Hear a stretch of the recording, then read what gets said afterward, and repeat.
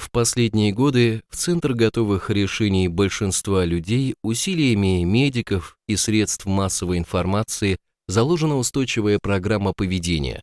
Заболело что-то – иди в аптеку за таблетками. Или заболело что-то – иди к врачу, пусть он выпишет тебе таблетки. И люди честно отрабатывают эту программу поведения. Число аптек множится, народная тропа в аптеке не зарастает. Конечно, достаточно большие достижения у медицины есть, это так, но и затраты на поддержание здоровья постоянно растут. Медицина, фармакология и косметология сегодня это отрасли бизнеса с многотриллионными оборотами. Это доходные отрасли, поэтому из них автоматически вымываются любые дешевые или бесплатные средства лечения и оздоровления. Тем не менее, они существуют, и вы можете ими пользоваться. Автор настоящего сайта уже лет 15 не использует болеутоляющие таблетки. Понятно, что сильнодействующие болеутоляющие средства незаменимы при тяжелых заболеваниях или сильных травмах. Но если таких травм и тяжелых заболеваний нет, вы можете смело использовать предлагаемый в этом видео прием для следующих целей. Первое. Вы можете с его помощью убрать почти любую боль, использовав его вместо таблеток. Второе. Этот прием ускоряет заживление ран. Третье. С помощью приема можно оздоравливать свои внутренние органы. Четвертое. С помощью приема можно омолаживать кожу лица, например. Пятое. Прием помогает повысить сексуальную притягательность женщин. При этом прием не требует финансовых расходов или какого-то оборудования. У вас всегда имеется с собой все, что нужно для его применения. Это прием из индийской йоги, называется исцеляющее дыхание. Суть его следующая. Внутри нас имеется жизненная энергия, которую мы получаем из пищи и с дыханием из воздуха. Ученые до сих пор не нашли способ измерять эту энергию, но каждый из нас ощущает ее в себе. Особенно, когда у вас все хорошо, и вы буквально заряжены этой энергией. Эта энергия движется по телу и помогает нам выздоравливать, если организм заболевает. Когда мы заболеваем, боль привлекает наше внимание, и мы сосредотачиваем так называемый внутренний луч внимания на месте боли, и тем самым посылаем вместо боли дополнительную порцию жизненной энергии. Этот процесс направления вместо боли дополнительной энергии можно усилить. Для этого нужно представить себе, что при выдохе воздух идет вместо боли и остается там. Понятно, что реально воздух выйдет через рот или нос, но в нашем воображении воздух должен пройти на место боли и остаться там. Идти он должен внутри нашего тела кратчайшим путем от легких до места боли. Обычно при выдохе вы ощущаете небольшой импульс тела в месте боли. Если вы сделаете 200-300 выдохов вместо боли, то там вы можете увидеть внутренним взором золотистое свечение или даже золотистый шарик. Не нужно специально создавать эти образы внутри себя, они не будут содержать энергии. Дополнительная энергия содержится только во вдыхаемом воздухе, поэтому лучше, чтобы это был свежий воздух. Но и в обычном воздухе помещения всегда тоже имеется нужная нам энергия. Давайте вы прямо сейчас поработаете с внутренними энергиями. Для этого выполним подготовительное упражнение. Выставьте вперед себя ладошку, например, правой руки. И сосредоточьте внутренний луч внимания на ладошке. Что там происходит? Попробуйте поймать пульсацию крови в центре ладошки. Есть площадочка. Когда сердце сжимается, оно выталкивает кровь. Кровь по венным артериям прибегает в нашу руку. И можно ощутить эти импульсы. Вот сколько раз сердце в минуту сокращается, столько импульсов мы можем здесь ощутить. Сосредоточьте внимание и попробуйте поймать это ощущение. Люди чувствительные обычно через 3-5 секунд начинают ощущать удары пульса. Люди менее чувствительные, может быть, 1,5-2 минуты потребуется, чтобы ощутить. Но это подготовка. Желательно, чтобы вы ощутили. Движемся дальше. Теперь попробуем выполнить само упражнение. Представьте себе, что в тот момент, когда вы выдыхаете воздух из легких, естественно, он проходит у вас через горло, рот или нос, и обратно, когда вдыхаете через горло, нос в легкие и обратно. А представьте себе, что воздух из легких идет вам в руку, то есть он проходит по руке и через ладошку упирается в ладошку и остается там, например. То есть воздух во время выдоха проходит через руку. Дыхание обычное, в обычном ритме.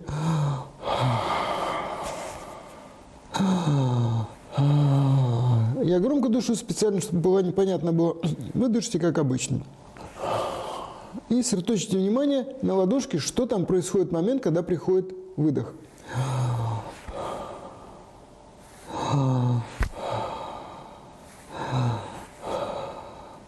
Ну, сделайте 5, 10, 15, может 20 выдохов. Что люди обычно ощущают? Ощущают тепло в ладошке, ощущают какой-то дребезг, ветерок, покалывание, пощипывание, холодок некоторые ощущают. Телесные реакции бывают самые разные. Но самое характерное – это тепло. То есть, когда мы посылаем из легких воздух и посылаем ее в ладошку, то мы приводим туда дополнительную порцию энергии.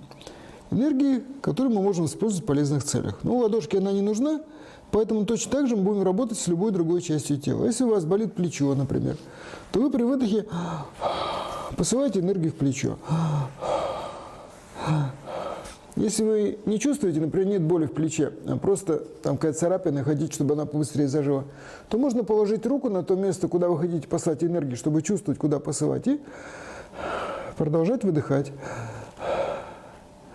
И при каждом выдохе вы ощутите прямо в этом месте, куда вы направляете энергию, небольшой толчок.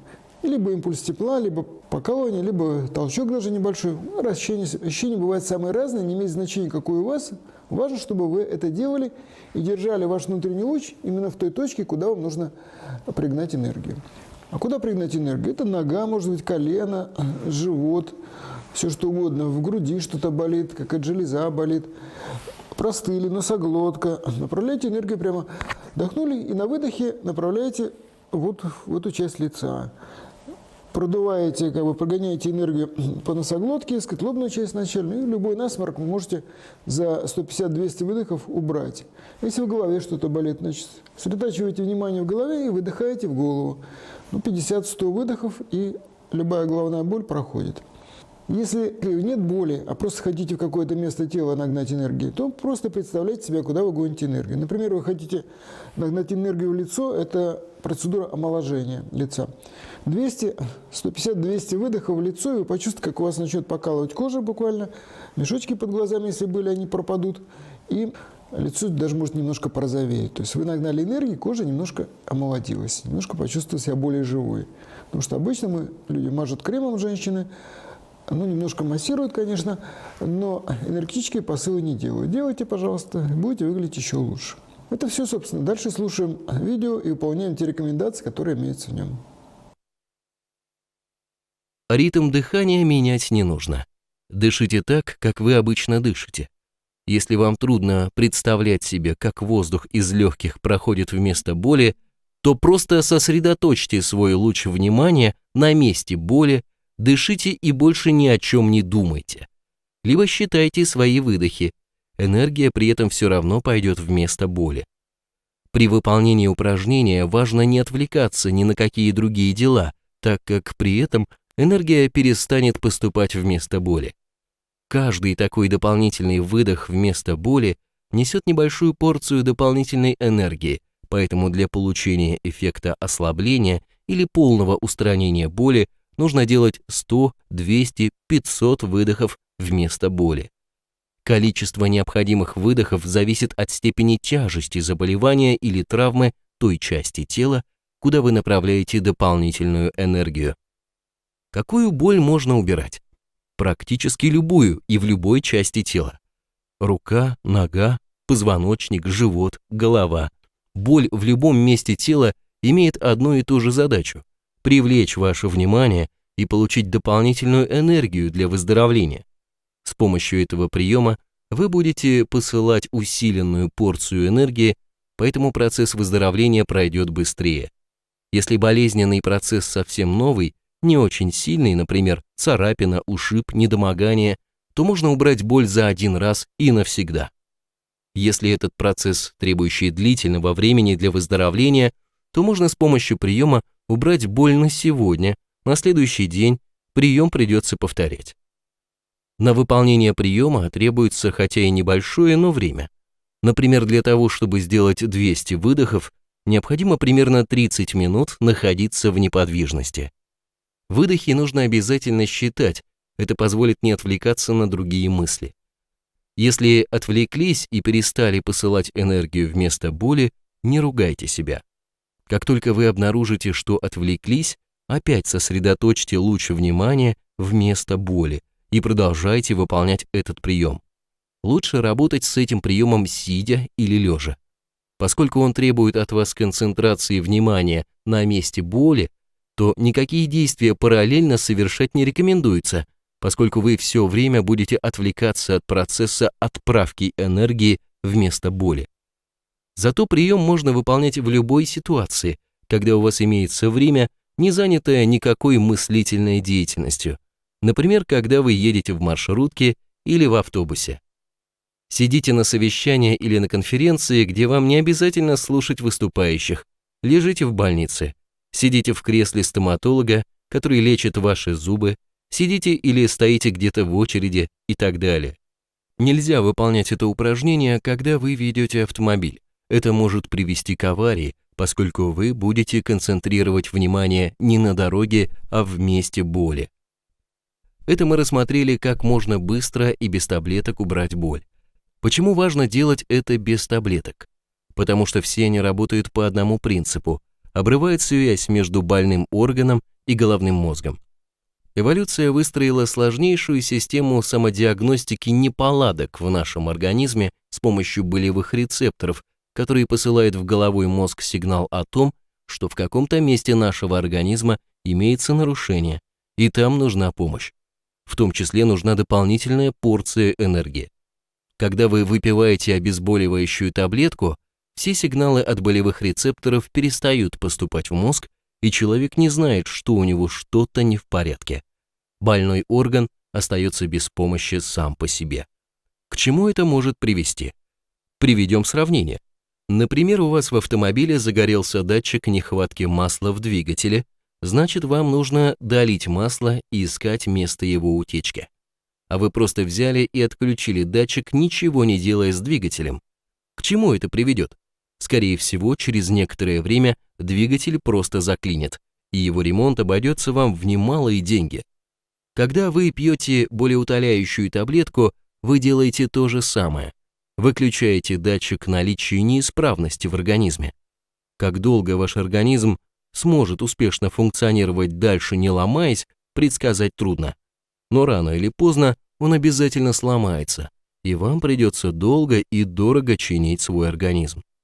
Конечно, болеутоляющие средства очень нужны при сильных болях после операций или при сложных заболеваниях, но пить их просто так, как рекламируется по телевизору, дело не очень разумное, скажем так. Примерно такое, как не реагировать на сигнал датчика неисправности в вашем автомобиле. Что еще можно делать с помощью приема? Можно оздоравливать любые внутренние органы, которые хоть как-то показывают, что с ними не все в порядке. Это может быть любой внутренний орган или часть тела. Печень, почки, любые железы, колено, шея и так далее. Вы начинаете ежедневно делать по 200-300 выдохов в этот орган, и он начнет выздоравливать, если это еще возможно, конечно. Можно с помощью дыхания убирать насморк. Нужно выдыхать раз 200-300 в район носа и внутренних пазух, а иногда и в нижнюю часть лба. Насморк может пройти с первого раза и до следующей простуды. Мужчины, имеющие неприятные ощущения в области предстательной железы, могут выдыхать в нее по 250-300 раз, и воспалительный процесс будет уменьшаться или пройдет совсем, и так далее. Для омоложения вы можете на выдохе посылать энергию в кожу лица или шеи. 200-250 выдохов, ваша кожа порозовеет и станет более молодой и здоровой. Конечно, это не разовая процедура, нужно повторять ее каждый день по возможности. Можно это делать перед сном, например. Правда, большинство людей при этом стремится заснуть. Чтобы не заснуть, вы можете поднять вверх согнутую в локте руку. При засыпании рука начнет падать, вы проснетесь и продолжите выполнять упражнения. Теперь насчет сексуальности. Взаимную влюбленность с целью создать семью и завести ребенка создает в нас инстинкт продолжения рода. Именно он по своим критериям выбирает, кто в кого влюбится, затем создаст семью и продолжит человеческий род. А как инстинкт продолжения рода мужчины выбирает женщину, в которую можно влюбиться? Его не интересует внешность или уровень доходов женщины. У него есть целевая задача – продолжить род. А это значит, что он будет выбирать для мужчины женщину, способную родить здорового ребенка. А какая это женщина? Та, у которой имеется большой запас жизненных сил в матке. Сегодня женщины активно трудятся там, где нужно весь день работать головой. В итоге организм забирает жизненную энергию из нижней части тела и поднимает ее в голову, где она постоянно востребована. В итоге матка такой женщины становится малоактивной и не привлекает внимания инстинкта продолжения рода мужчин. В нее никто не влюбляется. Для секса ее еще пригласить могут, а для долговременных отношений с точки зрения инстинкта мужчин она не годится. Это все неосознаваемые процессы, но они активно влияют на нашу жизнь. Значит, что нужно делать женщине, чтобы стать желанной для мужчин? Нужно накачать энергию в матку. Это можно делать с помощью упражнения Кегеля или других женских практик. Но они требуют уединенности и иногда специального оснащения. С помощью предложенного приема вы можете нагонять энергию себе в матку прямо на рабочем месте, используя для этого оплачиваемое рабочее время. Найти полчасика для работы с собой в течение рабочего дня всегда можно. То есть вы просто на выдохе посылаете энергию себе в матку и все. Если будете выполнять это упражнение каждый день, то через 2-3 недели увидите, как повысится интерес к вам окружающих знакомых и незнакомых мужчин. Правда, для устройства счастливой семейной жизни нужно выполнить еще и другие упражнения, чтобы не влюбиться в очередную противоположность и потом годами скандалить, пытаясь его переделать. Но это тема раздела 6 нашего сайта, переходите туда. И в завершение можно сказать, что вы можете резко повысить эффективность вашего дыхания, если будете посылать энергию вместо боли или оздоровления не только на выдохе, но и на вдохе.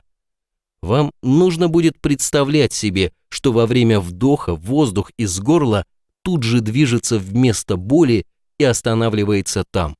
Если это будет получаться, то вы и при вдохе будете ощущать небольшой толчок в месте боли. Отправку энергии вместо боли при выдохе вы оставляете прежней. То есть на один вдох-выдох вы будете посылать энергию вместо боли 2 раза, на вдохе и на выдохе. Но не пробуйте сразу выполнять это упражнение. Скорее всего, вы запутаетесь, куда что посылать, и пошлете подальше автора этого видео с его приемом и вернетесь к привычным таблеткам. Поэтому сначала качественно освойте отправку энергии вместо боли только на выдохе. Только когда вы наработаете такую привычку, не требующую вашего внимания, можете начинать пробовать добавить отправку энергии на вдохе. Если это не получится, не переживайте. Работайте с отправкой энергии только на выдохе, это дает прекрасные результаты. К сожалению, я прекрасно понимаю, что большинство тех, кто посмотрит это видео, забудут об этом приеме через полчаса. Заложенная в вас программа «лечиться нужно только таблетками» перехватит управление вашим телом, и вы по привычке пойдете в аптеку. Но возможно, что кто-то все же начнет пользоваться им. Буду благодарен за отзыв о результатах работы с приемом в этом разделе сайта про здоровье.